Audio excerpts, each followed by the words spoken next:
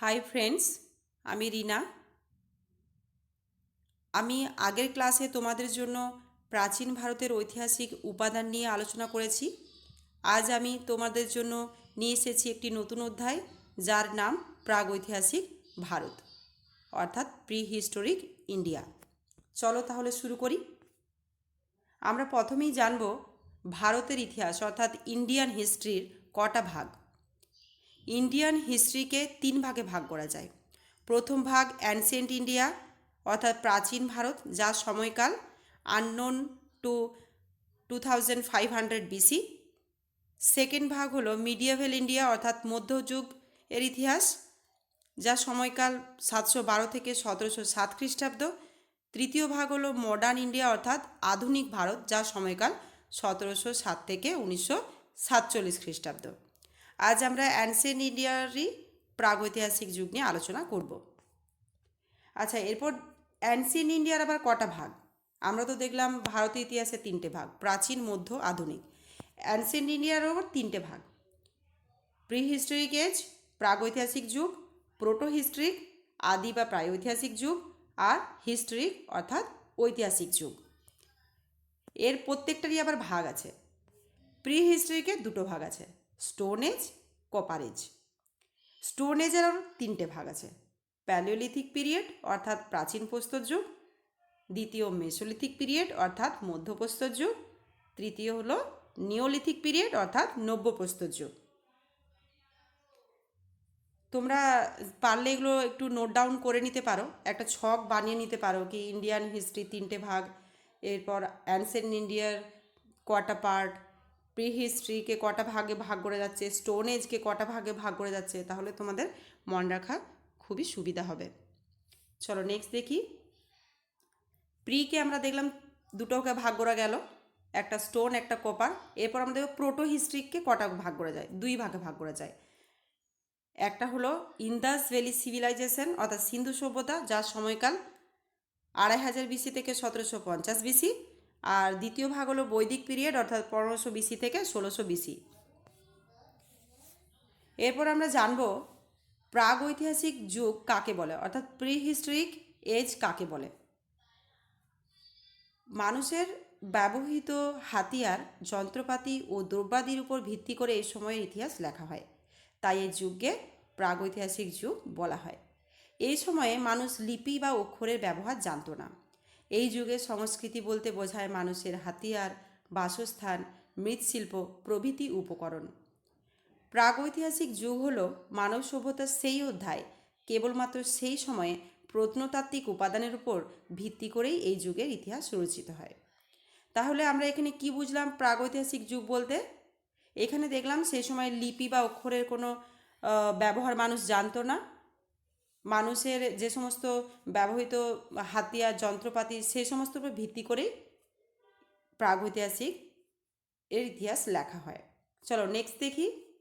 Next হলো আমাদের আদি বা প্রাগৈতিহাসিক যুগ কাকে বলে।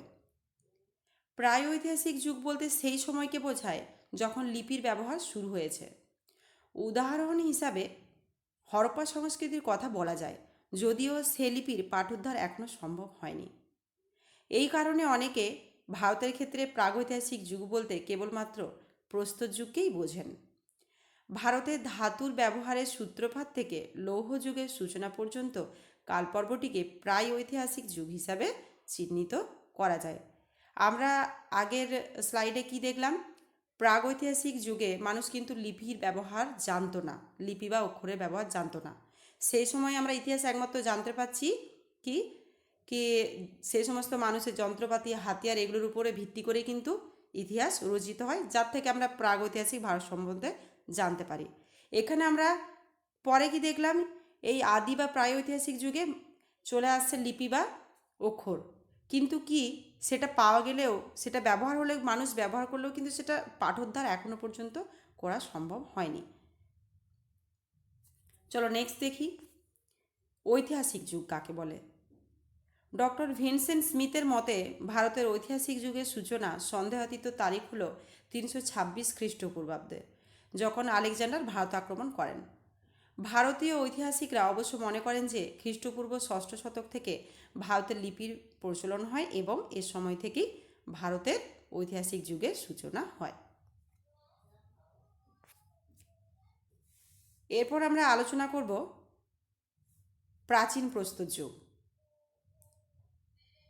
প্রাচীন প্রস্তর যুগ অর্থাৎ old stone age or palaeolithic age. প্রাচীন প্রস্তর যুগ বলতে আমরা কি বুঝি? এই সময় মানুষ পাথরের যেসব হাতিয়ার ব্যবহার করত তার আকার ছিল বিরাট এবং তাতে কোনো সৌন্দর্য ও মসৃণতা ছিল না। এই হাতিয়ারগুলিকে হাতকোঠার বলা হতো। হাতকোঠার কেন বলা হতো? কারণ এই সমস্ত বড় বড় পাথর যে ব্যবহার করতো সেই সময়কার মানুষ, সেগুলো দিয়ে তারা শিকার করতো, মাংস কাটতো, বিভিন্ন কাজ তারা করতো এই পাথরগুলি দিয়ে, সেই জন্য এগুলোকে হাতকোঠার বলা হয়। ভারতের দুটি অঞ্চলে এই যুগের প্রচুর নিদর্শন পাওয়া যায়। একটি হলো পাঞ্জাবের সোয়ান নদীর অববাহিকা এবং অন্যটি হলো দক্ষিণ ভারতের মাদ্রাজ। তাই এই দুটি সংস্কৃতির একটিকে বলা হয় সোয়ান সংস্কৃতি এবং অপরটিকে বলা হয় মাদ্রাজ সংস্কৃতি। দুইটি সংস্কৃতির বৈশিষ্ট্য একই এবং তাদের উৎপত্তিস্থল হলো নদী উপকূল। এই যুগে মানুষ যাযাবর জীবনযাপন করত। মানুষ কৃষিকাজ বা আগুন জ্বালাতে জানত না। তাহলে দেখো, প্রাচীন প্রস্তর যুগে কিন্তু মানুষ তখনও আগুনের ব্যবহার জানতো না এবং তাদের কিন্তু কোনো স্থায়ী বাসস্থানও ছিল না। এই সময় মানুষ কেমন করতো? মানুষ এই সময় শুধু খাদ্য খুঁজে বেড়াতো, খাদ্য সংগ্রাহক ছিল, খাদ্য উৎপাদন করতে পারতো না। আর প্রাচীন প্রস্তর যুগ অর্থাৎ old stone age or palaeolithic এজের সময়কাল কোনটা? 8000 খ্রিস্টপূর্বাব্দে ভারতে এই যুগে শেষ হচ্ছে। একটা আননোন পিরিয়ড থেকে 8000 খ্রিস্টপূর্বাব্দ পর্যন্ত চলছে, এই যুগে শেষ হয়ে যাচ্ছে old stone age or palaeolithic age. এটা কিন্তু ম্যাক্সিমাম পরীক্ষাতেই এসে থাকে যে প্রাচীন প্রস্তর যুগের সময়কাল বলো আর প্যালিওলিথিক এজ বলতে কি বোঝো, বা প্যালিওলিথিক এজের নিদর্শন কোন কোন ভারতের কোথায় কোথায় পাওয়া গেছে, কোন কোন জায়গায় পাওয়া গেছে। তো সেখানে আমরা ইজিলি বলতে পারবো ভারতের দুটো জায়গায় পাওয়া গেছে, একটা পাঞ্জাবের আর একটা হচ্ছে দক্ষিণ ভারতের মাদ্রাজে। চলো নেক্সট দেখি। নেক্সট হলো মধ্যপ্রস্তর যুগ, মেসোলিথিক এজ। মোটামুটি 8000 খ্রিস্টপূর্বাব্দ থেকে 4000 খ্রিস্টপূর্বাব্দ পর্যন্ত ভারতে এই যুগ স্থায়ী হয়। এই যুগের বৈশিষ্ট্য হলো মানুষের ব্যবহৃত পাথরের ক্ষুদ্র আকৃতির।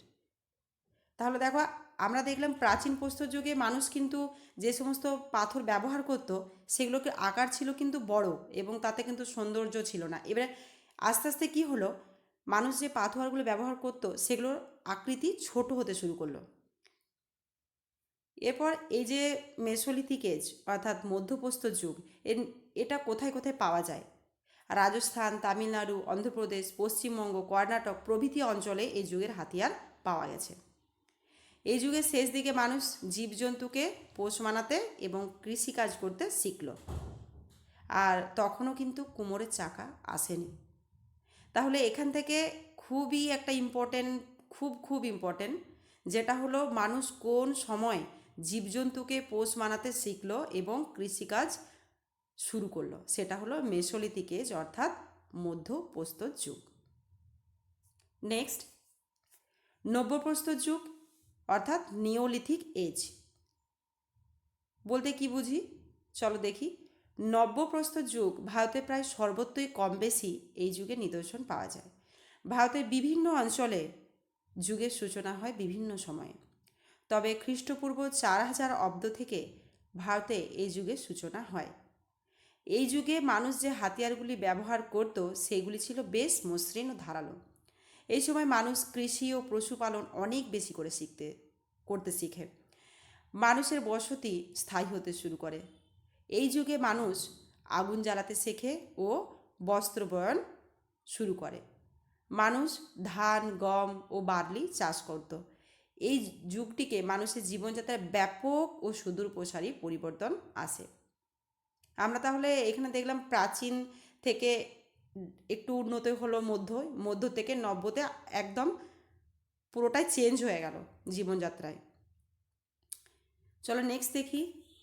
নেক্সট ধাতুর যুগ অর্থাৎ age of metals. Age of metals বলতে কি বুঝি? নব্যপ্রস্তর যুগের পরই মানুষ তামার ব্যবহার শুরু করে। কালক্রমে তামার সঙ্গে টিন ধাতু মিশিয়ে তৈরি হয় ব্রোঞ্জ নামে একটি ধাতু সংকর। তামা ও ব্রোঞ্জের ব্যবহারের সঙ্গে সঙ্গে মানুষ পাথরের ব্যবহারও করতো এই সময়। তাই এই যুগে তাম্রপ্রস্তর যুগ বলা হয়। সিন্ধু সভ্যতা, হরপ্পা সভ্যতা হলো তাম্রপ্রস্তর যুগের সভ্যতা। এরপরেই আসছে লৌহ যুগ। আচ্ছা, এখানে একটা কথা বলি, ভারতের সর্বত্র কিন্তু একই সঙ্গে এই লোহার যুগ মানে লৌহ যুগ যেটা তাম্রপ্রস্তর যুগ এগুলো কিন্তু শুরু হয়নি। যেমন দক্ষিণ ভারতে মধ্যযুগের পরেই কিন্তু চলে আসে লৌহ যুগ, মানে তাম্রপ্রস্তর যুগ কিন্তু আসেনি, তারপরেই চলে আসে লৌহ যুগ। আশা করি ক্লাসটি তোমাদের ভালো লাগবে এবং খুবই উপকারে লাগবে। আর ভালো লাগলে সাবস্ক্রাইব করো, লাইক করো। আজকের ক্লাস এখানেই শেষ করছি। ধন্যবাদ।